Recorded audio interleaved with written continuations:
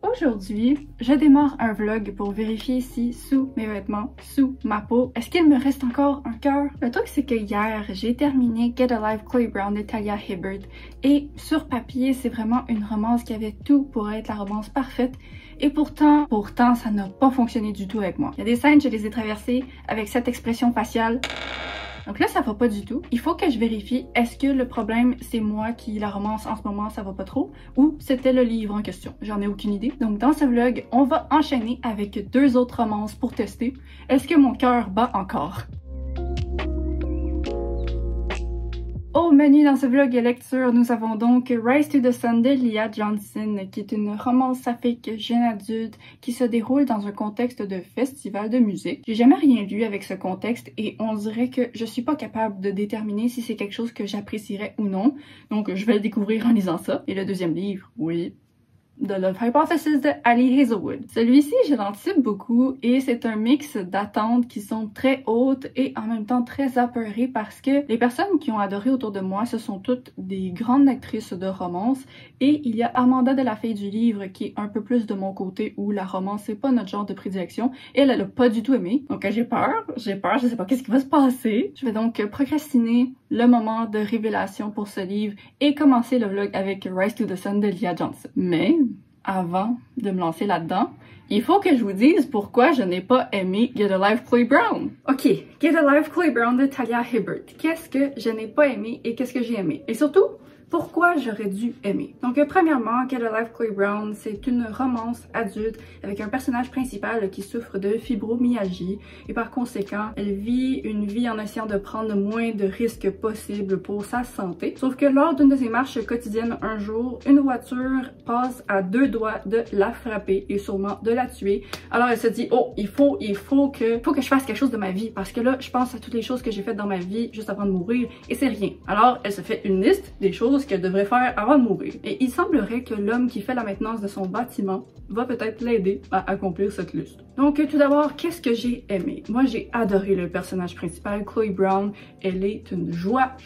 J'ai jamais rencontré un personnage comme Chloe Brown dans un livre et je dis pas ça juste à cause de la représentation de sa maladie chronique, ce qui est une représentation assez rare malheureusement. En tant que malade chronique, ça m'a fait très plaisir de lire ça, mais vraiment, Chloe Brown, sans elle, je pense que j'aurais peut-être détesté le livre, honnêtement. Mais je comprends pas pourquoi. C'est ça le but de ce vlog. Je comprends pas pourquoi j'aurais détesté. Le truc, c'est que autrement, l'écriture était très bien. Les personnages étaient super développés avec des historiques qui sortaient un peu hors du commun et qui étaient vraiment... Je sais pas, je trouvais que le rôle que ça jouait dans leur comportement, dans la relation, c'était vraiment bien pensé. Donc on a des beaux personnages, du bel humour, de la belle écriture, de la belle profondeur. Pourquoi j'ai pas aimé? Ben, je vais vous le dire.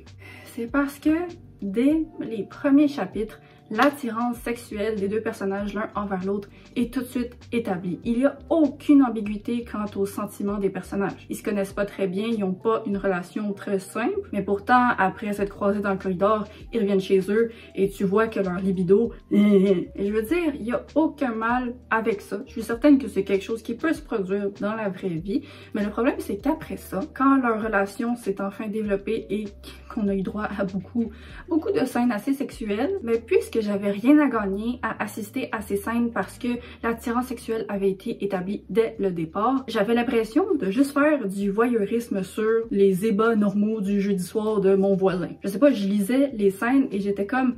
Ben, je comprends, je suis contente pour vous, mais pourquoi j'assiste à ça? J'ai pas besoin d'entendre les phrases cochonnes qui disent non, ça me tente pas. Puis c'est sur ce point-là que je sais pas si c'est moi le problème, mais en même temps, dans des autres livres, il y a des scènes 18 ans et plus, et j'ai pas cette face-là en les lisant. Donc je me dis que le manque de tension et d'appréhension dans Chloe Brown, c'est ça qui a causé... Mais en même temps, je comprends pas comment cet élément-là a pu faire baisser mon appréciation à un niveau si bas que le reste des éléments, bon personnage, bon humour, bonne profondeur, ça n'avait pas pu compenser. Mais bon, j'ai quand même donné un 3 étoiles sur 5, c'est une bonne note à mon avis. Alors, on s'en va vérifier qu'est-ce qui se passe avec mon petit cœur. Donc ma prochaine lecture, comme j'ai mentionné, c'est Rise to the Sun de Leah Johnson, et je vous en reparle quand j'aurai quelque chose à dire.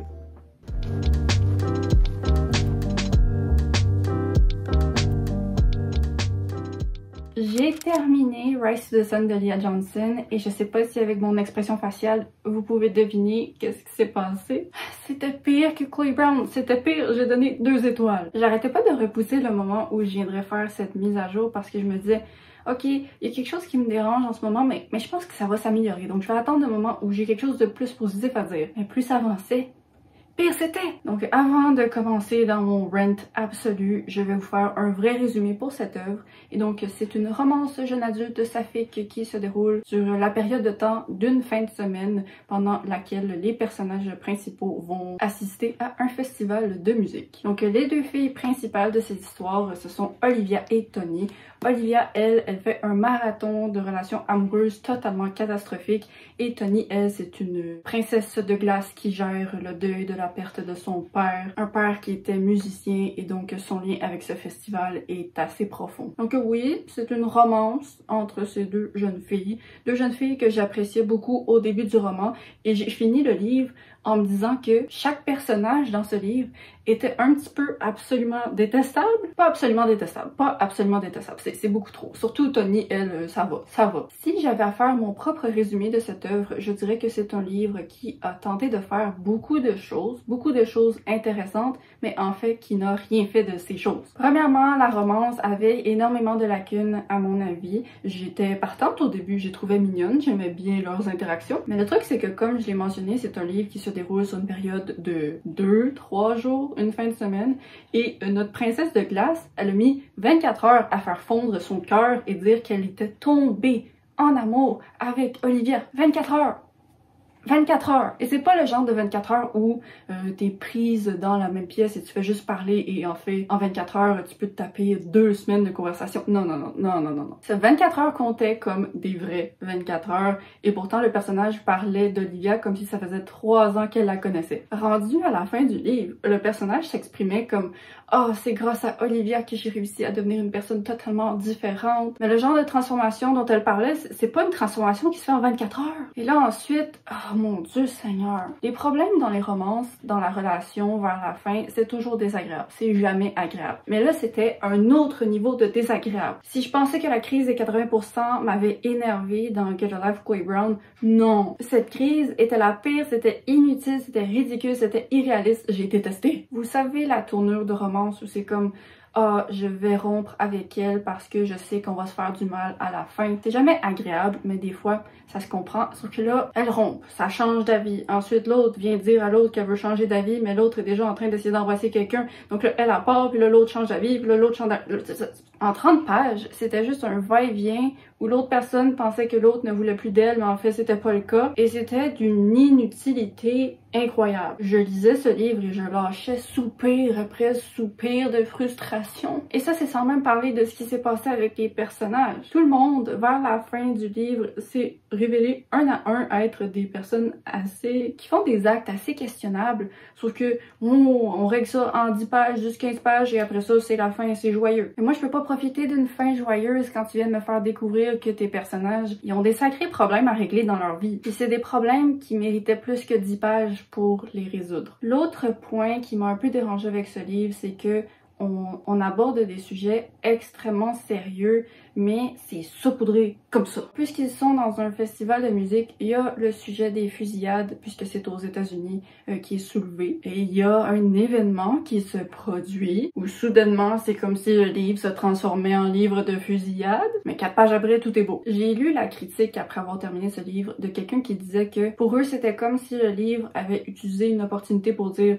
les fusillades, c'est mauvais et c'est pas le fun qu'aux États-Unis tout le monde doit y penser, mais que c'était tellement introduit comme un événement plus que secondaire, plus que éphémère, que ça donnait un ton superficiel et vraiment, c'était pas nécessaire. Si tu veux parler de ce sujet-là, fais-le pas comme ça. Ce qui a été intéressant pour moi de constater, c'est que cette œuvre ressemble un peu à la méthode Lighty de la même autrice que j'avais beaucoup aimé. Et on dirait qu'elle a pris les éléments de la méthode Lighty qui auraient pu être des défauts comme l'irréalisme, la rapidité de la relation et qu'elle les a transformés comme de véritables défauts dans Rise to the Sun. La méthode Lighty, ça avait vraiment été une œuvre de laquelle j'étais ressortie vraiment enjoué. Et c'est pas le cas avec celui-ci. Mais j'en reviens pas parce que les premières 100 pages, j'avais posté une story sur Instagram, j'étais incapable de m'arrêter. J'adorais. C'était joyeux, je voyais des petits défauts à l'horizon. Je pensais pas qu'il serait des tempêtes de défauts comme ça c'est devenu. Mais sérieusement, je me suis lancée dans ce livre avec exactement l'esprit qu'il fallait. Je voulais une petite romance simple, joyeuse. C'était ce que ça promettait d'être au début. Et au final, ce l'était pas du tout. Et vraiment, je me sens confiante de dire que cette fois-ci, c'est pas de ma faute. Je veux dire, ça repose peut-être sur mes préférences, mais je pense vraiment qu'il y a un gros problème d'exécution avec ce livre. Et il semblerait-il que je ne suis pas la seule à le penser parce que la moyenne sur Goodreads est assez basse. Bref, comme je l'ai dit, je pense, j'ai donné 2 étoiles. Je sais pas si je peux le recommander. J'aimerais le recommander pour que les gens qui puissent se retrouver dans les thèmes abordés dans le livre puissent s'y retrouver. Mais en même temps, tout ce qui est autour, ça a tellement pas la qualité désirée que je sais pas si ça en vaut la peine. Je suis quand même heureuse de l'avoir lu pour la seule raison que ça a permis de confirmer avec moi que j'apprécie les livres situés sur un lieu de festival de musique. Je voulais tellement t'aimer. Bref, c'est vraiment pas des victoires dans ce vlog pour l'instant. Est-ce que The Love Hypothesis est capable de changer ça? Je sais pas, mais j'en ai besoin. Ma chaise de lecture est l'endroit parfait pour lire en ce moment avec le beau soleil, sauf que il y a déjà quelqu'un qui l'a occupé. Si vous avez l'impression que je suis assise au sol en ce moment, à côté des manteaux dans l'entrée de mon appartement, vous avez tout à fait raison. Bonjour, je suis tellement heureuse de pouvoir venir faire cette update de vlog. Enfin, parce que ça fait 3 jours que je veux désespérément vous parler de The Love Hypothesis. Mais mon corps ne voulait pas et je ne vais pas vous révéler le nombre d'heures que j'ai passé aux toilettes ces derniers jours parce que c'est assez gênant. Mais là, je suis à un haut dans mon bas, alors j'espère que je vais me sentir assez bien pour finir cette update. Donc, The Love Hypothesis, j'en suis un peu plus de la moitié. Je suis environ page 200. J'ai des choses à dire, Ok, non. Là, ça va faire ben trop de bruit tout le long. Avant de me lancer dans mon avis, je vais vous faire un petit résumé de ce livre. Et c'est un livre dont je vous ai parlé plusieurs fois dans le passé dans des vidéos. Mais maintenant que je l'ai commencé, je pense que le résumé que je donnerai est un peu différent. Donc, dans le passé, ce que j'avais compris, c'est que c'est une scientifique qui ne croit pas en l'amour en long terme et qui va mener une expérience pour prouver son hypothèse. Mais en fait, je veux dire, c'est pas nécessairement faux, mais c'est pas vraiment ça l'angle du livre. En fait, la prémisse la plus adéquate pour ce livre, c'est que notre personnage principal est allé en date avec un homme plusieurs fois, sauf que ça s'est révélé très vite apparent que cet homme et sa meilleure amie étaient un bien meilleur match que elle et lui. Sauf que sa meilleure amie étant une meilleure amie, elle ne veut pas poursuivre sa relation avec l'homme avec qui le personnage principal est allé en date plusieurs fois, même si elle a aucun intérêt. Et pour que sa meilleure amie puisse se sentir confortable de poursuivre sa relation avec l'homme en question, elle va fausser une relation avec un autre homme de leur département de sciences en commun pour donner l'impression à sa meilleure amie qu'elle est passée à autre chose et que l'amie peut aller avec l'homme. Mon Dieu, j'ai aucune idée si ce que je viens de dire ça a du sens. En tout cas, c'est vraiment du fake dating à son meilleur. Je suis très divertie, franchement. Je dirais pas que c'est une œuvre parfaite et je peux comprendre tout à fait pourquoi il y a des gens qui vont être un peu énervés par le contenu. Moi, c'est sûr qu'il y a des petits aspects qui m'énervent, mais mon impression générale, c'est vraiment, j'ai la nostalgie de mes fanfictions que je lisais à 13 ans dans mon lit tard le soir quand il fallait que je dorme pour aller à l'école le lendemain. C'est légèrement ridicule, c'est plein de clichés, c'est over the top, mais je considère que c'est quelque chose d'assez intentionnel. Et d'ailleurs, avant que je commence le livre, Estelle de About Estelle m'avait expliqué qu'en fait ce livre c'est un peu un livre parfait pour tous les gros fans de romance parce que l'autrice garde vraiment ses lecteurs en insérant tous les clichés qu'on adore le plus au monde. Et donc, je suis contente de m'être lancée dans cette lecture avec ça en tête parce que ça m'aide mieux à comprendre le livre, même si je crois que j'aurais compris cette intention de l'autrice même sans l'avoir su à l'avance. Donc, pour les petits trucs qui me chicotent, premièrement, j'ai trouvé que dès le début du livre, il y avait beaucoup de mots qui étaient mis en italique pour mettre l'accent sur certains mots dans des phrases, mais je trouvais que c'était absolument pas nécessaire. Je comprenais déjà l'accent juste en lisant la phrase, c'était pas nécessaire de mettre l'italique. C'est quelque chose qui m'énerve vraiment beaucoup,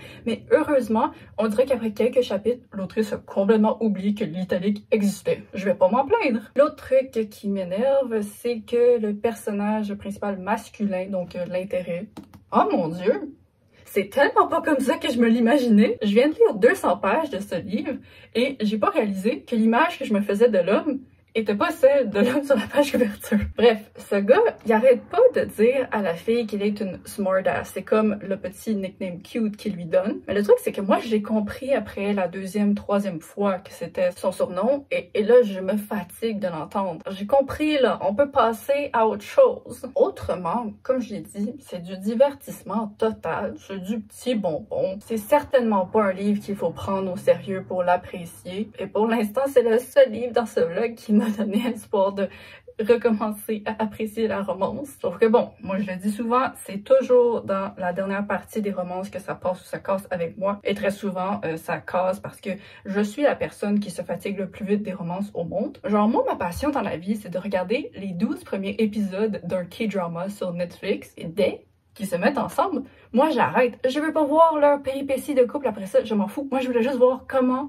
ils ont réussi à se mettre ensemble. Là c'est sûr que je vois à l'horizon des petits obstacles de manque de communication. Et je sais qu'il pourrait être très énervant, mais j'ose espérer que malgré tous les clichés du livre, l'autrice va trouver une manière de régler ses problèmes de communication sans que ce soit de la torture infernale. S'il vous plaît. Donc je continue ma lecture, j'aimerais vraiment le terminer ce soir et si je me sens bien, je vous reparle. Je ne vais pas passer par 4 chemins, je ne comprends plus rien à ma vie. J'ai terminé The Love Hypothesis de Ali Hazelwood et ce livre a plein de raisons pour lesquelles je ne devrais pas l'aimer. Et pourtant, je lui ai donné 4.5 étoiles. Je comprends plus rien. Ce livre, il y a vraiment des choses. Je vais vous en parler. Il y a vraiment des choses qui auraient dû me déranger. Tandis que pour Get a Life, Chloe Brown, il y avait plein de choses qui auraient dû me plaire. Pourtant, j'ai pas aimé lui, puis j'ai beaucoup aimé lui. On va se calmer, puis on va se plonger dans mon avis. Là, devant moi, j'ai un petit post-it de toutes les choses qui aurait dû ne pas fonctionner dans ce livre. Des choses que j'ai vues qui avaient dérangé d'autres personnes. Mais pourquoi ça m'a pas dérangé? Donc, je vais commencer par les aspects négatifs de ce livre parce que c'est avec eux que je peux parler du positif. Premièrement, tous les rapprochements physiques entre le personnage principal et l'homme avec qui elle fait semblant d'être en couple ont été causés par la meilleure amie qui la poussait très fortement à faire des choses avec son copain. Et sur le coup, je le lisais, je voyais que ça avait pas de bon sens, mais je me disais bon. Une comédie romantique a toujours des meilleurs amis un peu douteux, mais le truc c'est que à la fin, la meilleure amie en question s'excuse et reconnaît que son comportement était inacceptable et je m'attendais pas du tout à ça. Moi, je pensais que c'était juste un élément cliché dans le livre, qu'elle a juste été acceptée comme ça, mais non, la meilleure amie s'est explicitement dit qu'elle aurait pas dû faire ça. Donc, j'étais contente, j'étais vraiment contente. Ensuite, mon deuxième point, c'est que le personnage principal mentionne très souvent à quel point le gars, il est grand, il est large, il est musclé. Je veux dire, il y a littéralement une scène où il pousse un pick-up. Est-ce que c'était nécessaire? Non. Mais j'ai trouvé que les mentions de la taille de l'homme se sont vraiment beaucoup amélioré dans la deuxième moitié du livre. Au début, je trouvais ça un peu abusé, je l'ai même dit dans une story Instagram, mais à un certain moment, ça s'est complètement écarté, je trouve, puis c'était plus quelque chose qui se passait dans ma lecture et qui dérangeait. C'est sûr qu'au niveau des répétitions, le point que j'ai soulevé dans le clip précédent, comme quoi le personnage appelait trop souvent la fille smartass, ça s'est pas réglé du tout, on dirait que ça s'est accéléré et à chaque 3 pages, il l'appelait comme ça. Je comprends qu'un surnom, on l'utilise souvent, mais j'ai trouvé que c'était trop. Surtout pour un surnom comme ça. Je sais pas. Mais bon, ça m'a pas empêché d'y donner 4.5 étoiles, faut dire. Et ensuite, un autre point qui aurait dû me déranger, ça aurait dû me déranger, mais l'autrice a réussi à faire en sorte que c'était pas le cas. C'est qu'il y a un passage, le personnage principal est vraiment dans les vapes, comme elle s'est fait donner une information comme quoi l'homme l'apprécie / l'aime réellement et son premier réflexe c'est de penser que ça parle d'elle, mais après ça elle va littéralement se brainwasher pour se dire que c'est pas le cas et ça c'est quelque chose que je déteste habituellement. Mais le truc c'est que l'autrice a réussi à la fin à utiliser cet élément pour expliquer que le personnage principal dans la vie, en tant que personne qui fait des expériences, elle craint les faux positifs dans les résultats. Donc dans ce cas-ci, ça aurait été d'interpréter l'information qu'elle a reçue comme un signe positif que l'homme l'aimait. Mais en fait, elle réalise que ce qu'elle a fait, c'est le contraire, un faux négatif qui est aussi pire, voire peut-être pire encore qu'un faux positif. Parce qu'elle s'est convaincue que l'homme l'aimait pas alors que c'était le cas.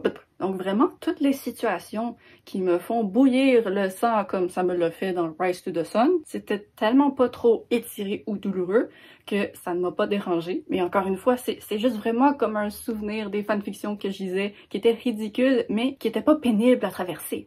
n'est-ce pas? Et pour ce qui est du dernier petit point sur mon post-it, c'est celui que je comprends le moins, et c'est que les deux personnages principaux n'étaient pas particulièrement attachants. Je les appréciais, je les adorais pas, mais je pouvais certainement voir qu'ils avaient pas mal une seule dimension. Je trouve que le personnage de l'homme en particulier est un petit peu... Je sais pas comment mettre des mots sur le ressenti que j'ai eu, mais les révélations sur ses sentiments et l'ampleur de ses sentiments à la fin, j'ai trouvé ça légèrement irréaliste. Mais ce que je comprends pas, c'est que ça m'a pas du tout dérangé, pas du tout. Mais c'est quelque chose qui me dérange, et surtout, dans Get a Life, Chloe Brown, j'adorais tellement Chloé, et ça m'a pas permis d'apprécier le livre plus. Pour moi, ça a aucun sens, parce que quand je repense aux romances du passé que j'ai vraiment adoré, c'était toujours à cause des personnages, mais là, on a une romance pour laquelle le personnage principal était incroyable et j'ai pas aimé, et on a une romance pour laquelle les personnages étaient corrects et j'ai adoré. Donc je sais pas si je suis guérie face à la romance ou si j'ai complètement perdu la tête. Mais tout ce que je peux dire, c'est que les 5, 18 ans et plus là-dedans ne m'ont vraiment pas autant dérangé que celle de Chloe Brown. Je veux dire, celle de Chloe Brown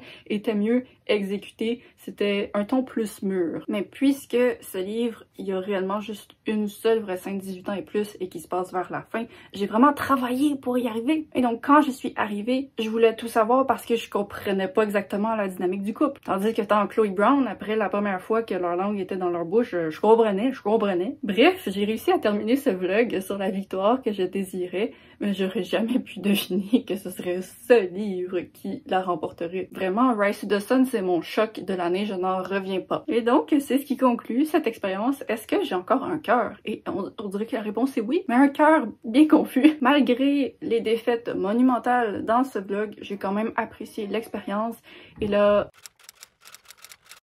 Donc, je vous remercie d'avoir regardé cette vidéo. J'espère que ça vous a plu. N'hésitez pas à me dire dans un commentaire quelle est votre romance préférée à vie. Peut-être que je vais la tester dans le futur pour voir qu'est-ce qui se passe ici. Sinon, n'hésitez pas à vous abonner pour ne pas manquer la prochaine vidéo. Je poste tous les vendredis à 10h30 pour le Québec et 16h30 pour la France. Bye bye!